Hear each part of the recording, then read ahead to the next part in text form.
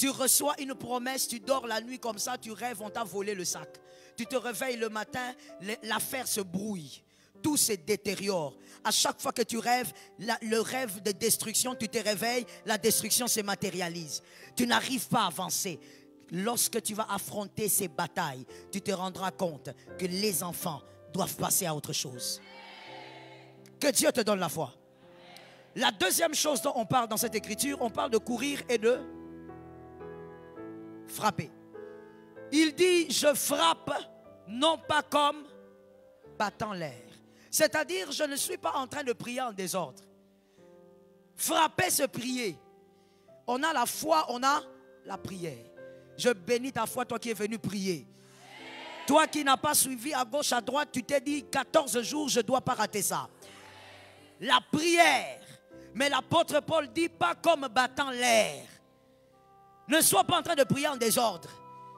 Oh Seigneur Jésus, non, écoute, je vais te choquer aujourd'hui. Dieu n'entend pas toutes les prières. Non, non, non, Dieu n'entend pas toutes les prières. Il y a des prières que Dieu n'entend pas, il y a des prières qui n'arrivent même pas sur le plafond. L'apôtre Jacques dit, vous priez beaucoup, mais vous ne recevez pas, parce que vous priez mal. Prier mal, c'est quoi? Prier mal, c'est de manquer, de cibler la chose. Bien frapper, c'est connaître le problème et te focaliser sur le problème. Ne te focalise jamais sur les humains.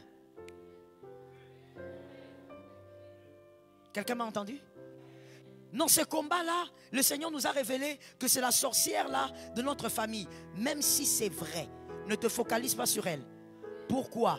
Parce que de toutes les manières, même si elle mourrait aujourd'hui, c'est la chose qui est dans la famille. Quelqu'un d'autre prendra le relais. Je veux même te dire une chose. Ce n'est pas le sujet d'aujourd'hui, on va peut-être en parler, peut-être vendredi. Mais écoute, puisque j'en parle, j'ouvre et je ferme la parenthèse. Lorsqu'il y a un pouvoir dans la famille qui vous combat depuis des générations, tu dois savoir que c'est lui qui est en train de gérer la chose. Si on a donné ça à un humain qui est un sorcier, qui gère la situation, tu dois savoir que ce sorcier n'existe pas sans son remplaçant. Son remplaçant existe déjà et il est déjà en train d'être travaillé. Parce que comme peut-être que toi tu l'ignores, mais le diable l'a très bien appris près de Dieu. Dieu est très organisé et le diable aussi. C'est-à-dire que c'est lui qui tient ce pouvoir.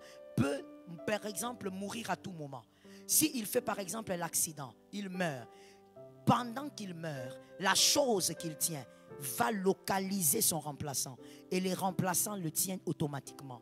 Voilà pourquoi l'apôtre Paul a dit quelque part, nous n'avons pas à combattre contre la chair et le sang. Même si on te révèle que c'est ton oncle qui fait ça, ne te focalise pas sur l'oncle, focalise-toi sur le pouvoir qui est en train de te combattre. Parce que la personne peut changer, mais le pouvoir reste. Les humains peuvent changer, mais le pouvoir là reste. C'est ce que l'apôtre Paul dit, ne frappe pas comme battant l'air. Oh maman, moi j'ai trop prié pour cette affaire. Tu as mal prié. Tu as trop parlé, oui, mais tu n'as pas prié. Prier avec précision. Savoir quel est le problème.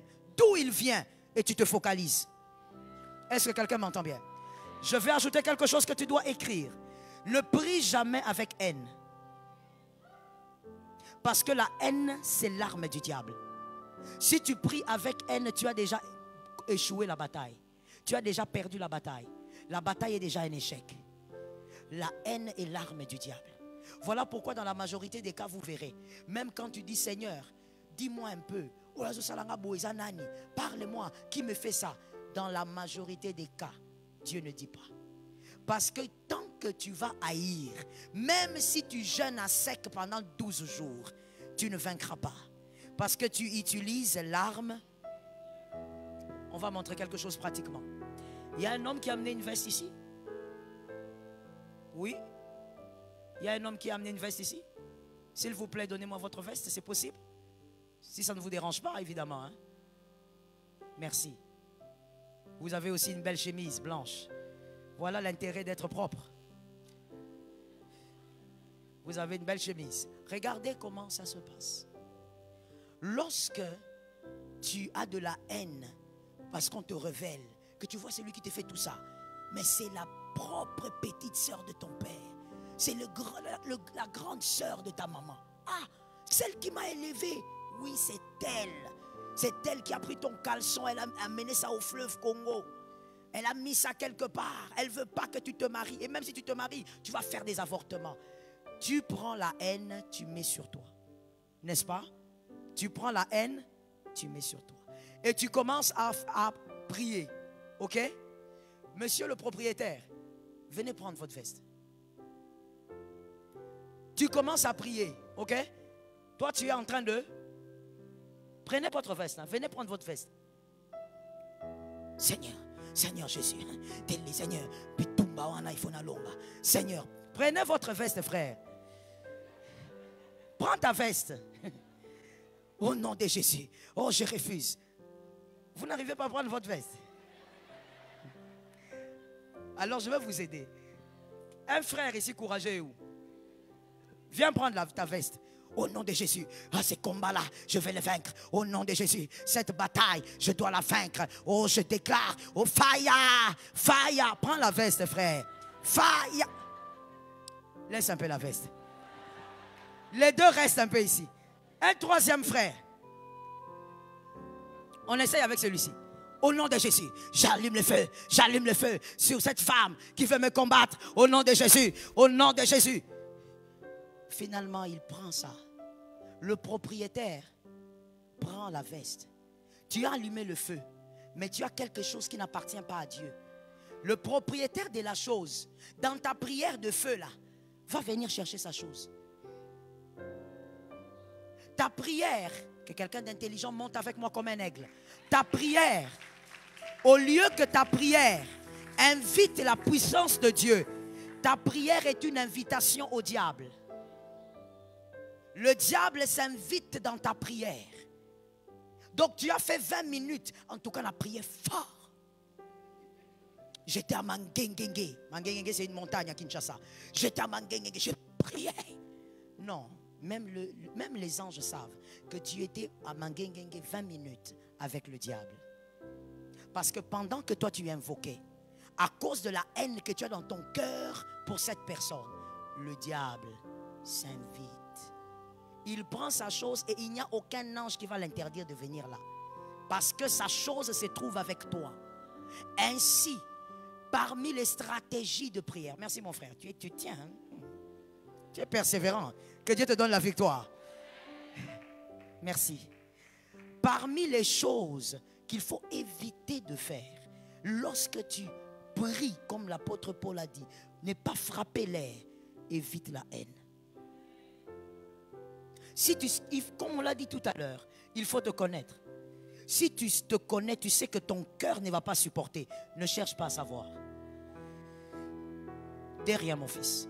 Cherche seulement à comprendre cette bataille. Sa limite, c'est où? C'est moi, c'est mon grand-père. Après avoir localisé ça, arrête-toi là. Si tu connais ton cœur, tu es rancunière jusqu'aujourd'hui.